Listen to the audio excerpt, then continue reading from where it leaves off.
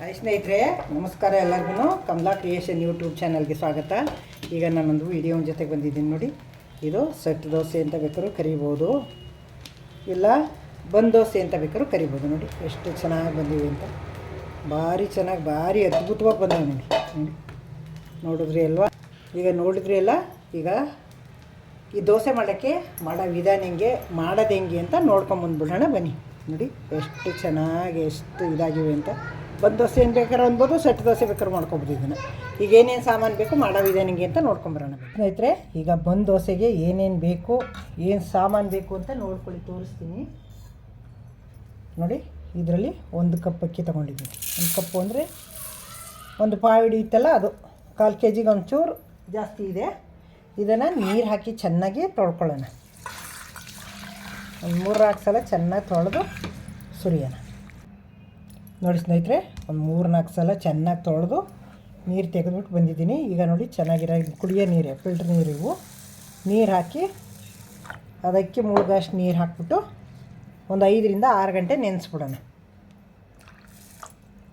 5-6 ಗಂಟೆ ನೆನೆಸ್ಬಿಟ್ರೆ ಚೆನ್ನಾಗಿ ನೆನೆಯುತ್ತೆ ನೋಡಿ. ಈಗ ಇದರಲ್ಲಿ ಒಂದು 1/4 ಕಪ್ಪು, 1 ಕಪ್ಪು ಅಕ್ಕಿ ತೊಗೊಂಡಿದ್ದೀನಿ, 1/4 ಕಪ್ಪು ಅವಲಕ್ಕಿ ಹಾಕಿದ್ದೀನಿ. ಇದರಲ್ಲಿ ನೋಡಿ ಒಂದು 3 ಟೇಬಲ್ ಸ್ಪೂನು ಸಬ್ಬಕ್ಕಿ ಹಾಕ್ಕೊಂಡಿದ್ದೀನಿ, ಸೀಮೆ ಅಕ್ಕಿ ಅಂತಾರಲ್ಲ ಅದು. ನೋಡಿ ಒಂದು ಅರ್ಧ ಸ್ಪೂನ್, 1/4 ಸ್ಪೂನಷ್ಟು ಮೆಂತ್ಯ ಹಾಕ್ಕೊಂಡಿದ್ದೀನಿ ಗಮ್ಮನ್ಲಿ ಅಂತ. 1 ಟೇಬಲ್ ಸ್ಪೂನು ಉದ್ದಿನಬೇಳೆ ಹಾಕ್ಕೊಂಡಿದ್ದೀನಿ. ಇಷ್ಟೇ ಬಂದ್ ದೋಸೆಗೆ ಹಾಕೋದು. ಇದು ಅವಲಕ್ಕಿ ಹಾಕ್ತೀವಲ್ವ, ಹಾಗಾಗಿ ಬಂದ್ ದೋಸೆ ತುಂಬ ಚೆನ್ನಾಗುತ್ತೆ. ಸೊಟ್ಟು ದೋಸೆನೂ ಮಾಡ್ಕೊಬೋದು, ಬಂದ್ ದೋಸೆನೂ ಮಾಡ್ಬೋದು. ಇದನ್ನು ಚೆನ್ನಾಗಿ ತೊಳ್ಕೊಂಬತ್ತೀನಿ. ಈಗ ನೀರು ಹಾಕ್ಬಿಟ್ಟು ಒಂದು 3-4 ಸಲ ತೊಳೆದಿಟ್ಟಿದ್ದೀನಿ ಚೆನ್ನಾಗಿ. ನೋಡಿ ಸ್ನೇಹಿತರೆ, ಇದನ್ನು ಒಂದು 3-4 ಸಲ ತೊಳ್ಕೊಂಡು ತಂದಿದ್ದೀನಿ. ಈಗ ಇದಕ್ಕೆ ನೀರು ಹಾಕೋಂಗಿಲ್ಲ. ಈಗ ನೋಡಿ ಇದು ಎಷ್ಟು ಕುಡಿಯುತ್ತೆ ಅಷ್ಟು ಮೊಸರು ಹಾಕಿ, ಮೊಸರಲ್ಲೇ ನೆನೆಸ್ಬೇಕು, ಗಟ್ಟಿ ಮೊಸರು. ನೋಡಿ ಈ ಥರ ಮೊಸರು ಹಾಕ್ಬಿಟ್ಟು ಫುಲ್ ನೆನಿಬೇಕಿದು.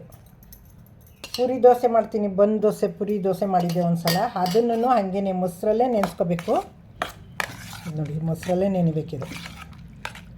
ನೀರು ಒಂದು ಡ್ರಾಪು ನೀರು ಹಾಕೋಂಗಿಲ್ಲ, ರುಬ್ಬಬೇಕಾದ್ರೂ ನೀರು ಹಾಕ್ಕೊಳ್ಳೋಂಗಿಲ್ಲ. ಮೊಸರಲ್ಲೇ ನೆನೆಸ್ಕೊಂಡು ರುಬ್ಕೋಬೇಕಿದ್ದೀನ, ಮೊಸರಲ್ಲೇ ಹಾಕ್ಕೊಂಡು ರುಬ್ಬಬೇಕು, ಮೊಸರಲ್ಲೇ ನೆನೆಸ್ಬೇಕು. ಅವಲಕ್ಕಿನೂ ಇದನ್ನೂ, ಅವಲಕ್ಕಿ ಸಬ್ಬಕ್ಕಿನ ಮತ್ತು ಇದನ್ನೂ ಅಷ್ಟೇ. ರುಬ್ಬೇಕಾದ್ರೂ ಒಂದು ಡ್ರಾಪ್ ನೀರು ಹಾಕೋಂಗಿಲ್ಲ, ಮೊಸರೇ ಹಾಕೋಬೇಕು.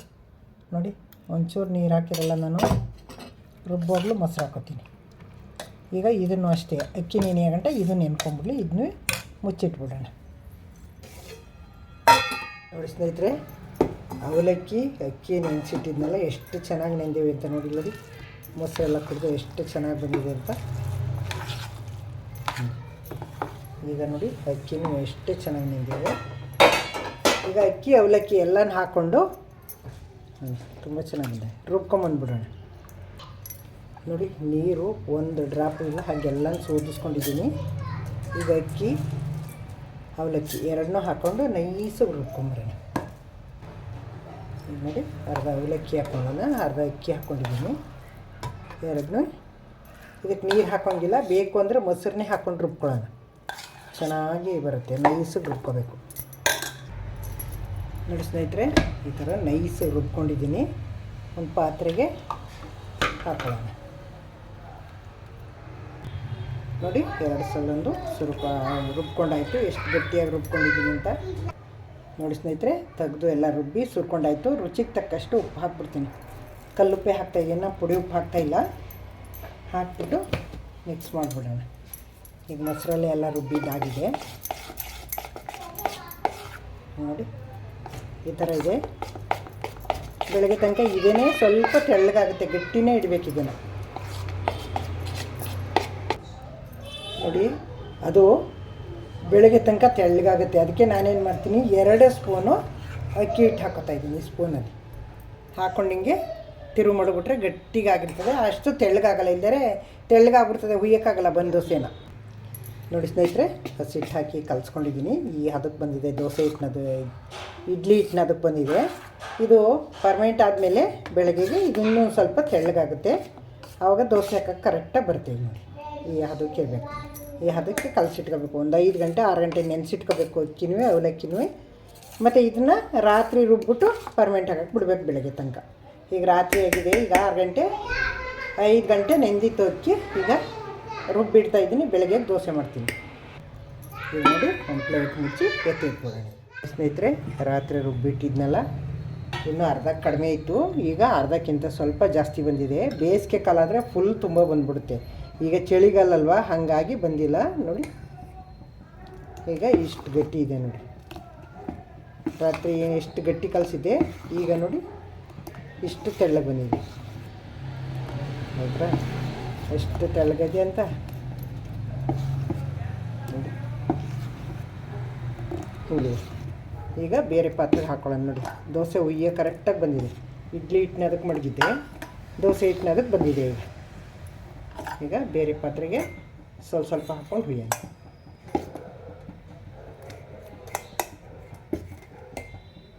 ತಗೊಂಡು ಹುಯ್ಯೋಣ. ಸ್ನೇಹಿತರೆ, ಈಗ ದೋಸೆ ಹಾಕೋಣ. ಕಲ್ಲಿಟ್ಟಿದ್ದೀನಿ ಸ್ಟವ್ ಮೇಲೆ, ಕಾದಿದೆ. ನೀರು ಹಾಕ್ಬಿಟ್ಟು ನೋಡಿ ಈ ಥರ ಇನ್ನೊಂದು ಸವರ್ಕೊಳ್ಳೋಣ. ನೋಡಿ, ನಮ್ಮದು ನ್ಯಾಚುರಲ್ ಬ್ರಷ್ ಇದು ತೆಂಗಿನಕಾಯಿ ಮೊಟ್ಟೆ ಬರುತ್ತಲ್ಲ ಅದ್ರಲ್ಲಿ ಮಾಡ್ಕೊಂಡಿರೋದು. ಇದು ಕಬ್ಬಿಣದ ಕಲ್ಲು, ಇದು ಕಬ್ಬಿಣದ ಹಂಚಿಗೆ ನ್ಯಾಚುರಲ್ಲು ಬ್ರಷ್ ಮಾಡ್ಕೊಂಡಿದ್ದೀನಿ. ಈಗ ಹಾಕೋಣ ದೋಸೆ ನೋಡಿ. ಈ ಹದಕ್ಕಿರಬೇಕು. ಹಿಂಗೆ ಬಿಟ್ಟರೆ ಅದು ನಾವು ಹಾಡ್ಸೋಂಗಿಲ್ಲ, ಅದೇ ಹಾಡ್ಕೋಬೇಕು ಅಷ್ಟೇ. ಹಿಂಗೆ ಮಾಡೋಂಗಿಲ್ಲ. ಅದು ಏನಾರು ಮಧ್ಯೆ ಒಂಚೂರು ಜಾಸ್ತಿ ಬಿದ್ದರೆ ಹಂಗೆ ಮಧ್ಯೆ ಹಿಂಗೆ ಒಂಚೂರು ಅನ್ಬೇಕು ಅಷ್ಟೇ. ಈಗ ಲಿಡ್ ಕ್ಲೋಸ್ ಮಾಡಿ ಬೇಯಿಸ್ಕೊಳ್ಳೋಣ. ನೋಡಿ ಸ್ನೇಹಿತರೆ, ಎಷ್ಟು ಚೆನ್ನಾಗಿ ತೂತಗಳು ಬಂದಿದೆ ಅಂದರೆ ಹೇಳೋಕ್ಕಾಗಲ್ಲ, ಅಷ್ಟು ಚೆನ್ನಾಗಿ ತೂತ ಬಂದಿದೆ. ಈಗ ಇದಕ್ಕೆ ಎಣ್ಣೆ ತುಪ್ಪ ಏನು ಬೇಕಾದ್ರೂ ಹಾಕ್ಬೋದು. ನಿಮ್ಮ ಜೈಸ್ ಬೆಣ್ಣೆ ಹಾಕ್ಕೋಬೋದು, ತುಪ್ಪ ಹಾಕ್ಬೋದು, ಎಣ್ಣೆ ಹಾಕ್ಬೋದು. ನಾನು ಎಣ್ಣೆ ಹಾಕ್ತಾಯಿದ್ದೀನಿ ನೋಡಿ. ಎಷ್ಟು ಚೆನ್ನಾಗಿ ಕಲರ್ ನೋಡಿ.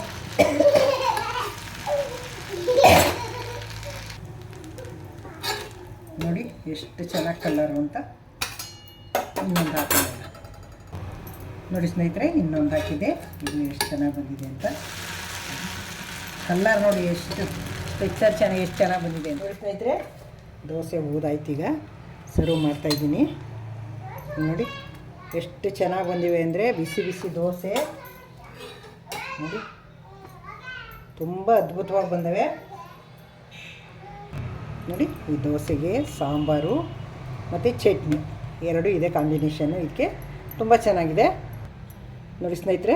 ಇದಕ್ಕೆ ಒಂದು ಸ್ಪೂನ್ ತುಪ್ಪ ಹಾಕ್ಕೊಂಡು ತಿಂತಾಯಿದ್ರೆ ಎಷ್ಟು ಚೆನ್ನಾಗಿರುತ್ತೆ ಗೊತ್ತಾ ನೋಡಿ. ಅದ್ಭುತವಾಗಿರ್ತದೆ. ನೋಡಿದ್ರಿ ಅಲ್ವಾ ಹೆಂಗಿದೆ ಅಂತ, ಎಷ್ಟು ಚೆನ್ನಾಗಿ ಬಂದಿವೆ ಅಂತ. ಈಗ ಟೇಸ್ಟ್ ಮಾಡಿ ನೋಡೋಣ ಎಷ್ಟು ಸೂಪರಾಗಿವೆ ಅಂತ ನೋಡಿ. ಎತ್ತಿ ಮುಡ್ತಂಗಿವೆ ನೋಡಿ.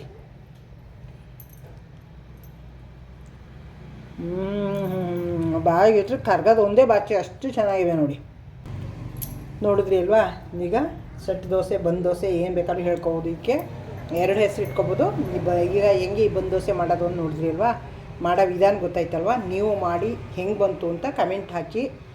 ದಯವಿಟ್ಟು ಹೊಸಬರು ನೋಡ್ತಾಯಿದ್ರೆ ನನ್ನ ಚಾನಲ್ಗೆ ಸಬ್ಸ್ಕ್ರೈಬ್ ನೋಡಿ. ಹಳಬರಿಗೆ ವಿಡಿಯೋ ಇಷ್ಟ ಆಗಿದ್ರೆ ಲೈಕ್ ಮಾಡಿ, ಶೇರ್ ಮಾಡಿ, ಕಮೆಂಟ್ ಮಾಡಿ, ಸಬ್ಸ್ಕ್ರೈಬ್ ಆಗೋದು ಮರಿಬೇಡಿ. ನಿಮ್ಮ ಸಪೋರ್ಟ್ ನನಗೆ ಯಾವಾಗಲೂ ಇರಬೇಕು. ಸಪೋರ್ಟ್ ಮಾಡಿ. ಈ ವಿಡಿಯೋ ಇಷ್ಟ ತನಕ ನೋಡಿದ್ದಕ್ಕೆ ನಿಮಗೆ ಧನ್ಯವಾದಗಳು. ನನಗೆ ಯಾವಾಗಲೂ ನಿಮ್ಮ ಸಪೋರ್ಟು, ನಿಮ್ಮ ಪ್ರೀತಿ ವಿಶ್ವಾಸ ನನಗೆ ಯಾವಾಗಲೂ ಸದಾ ಇರಬೇಕು. ನನಗೆ ನಿಮ್ಮ ಪ್ರೀತಿ ತೋರಿಸಿ, ನಿಮ್ಮ ಸಪೋರ್ಟ್ ಮಾಡಿ ನನಗೆ. Thank you. ನೆಕ್ಸ್ಟ್ ಇನ್ನೊಂದು ಸೂಪರ್ ವಿಡಿಯೋ ತೊಗೊಂಬರ್ತೀನಿ.